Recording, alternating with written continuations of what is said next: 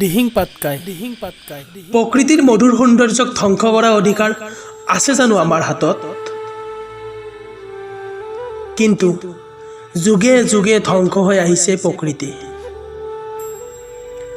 যদি কেতিয়াবা প্ৰাকৃতিক দুৰ্যোগ, আন কেতিয়াবা নিজৰ স্বাৰ্থ সিদ্ধি, আৰু শেষ হ'ব ধৰে এনেকৈ প্ৰকৃতি।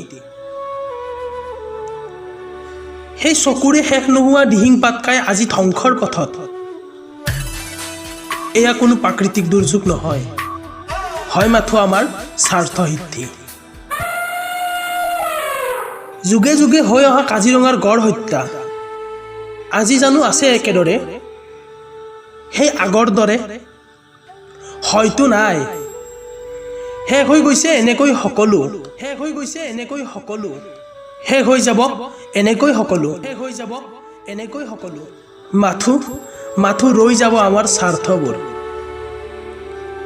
যাৰ বাবে আমি আজি পিঞ্জৰাবদ্ধ জীৱ হৈ পৰিছোঁ।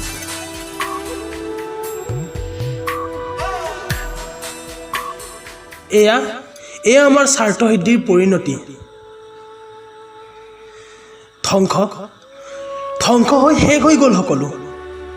জীয়াবলৈ যেন একোৱেই বাকী নাই, আগুৱাবলৈ যেন একো বাট নাই। মাথো সেই পক্ষীৰ কান্দোন, সেই নিমাত জীৱৰ হিয়াৰ বেদনাই বৰকৈ বেদনা দিয়ে। নকৰিবি ধ্বংস, নকৰিবি। তহঁতৰনো মই কি অপকাৰ কৰিছোঁ? মাত্ৰ অকণমান স্বাৰ্থৰ বাবে আমাক এনেকৈ নিথৰুৱা নকৰিবি। আজিৰ ৰক্ষক কালিৰ ভক্ষ হ'ব ক্ষমতাৰ জোৱাৰত। সোণালী অসম ছাৰখাৰ হ'ব আজিৰ সমাজত। শেষ হ'ব ধৰে এনেকৈ প্ৰকৃতি, শেষ হৈ ৰয় এনেকৈ সেউজীয়াই। মাথো সকলোফালে কিৰিলি, মাথো কিৰিলি।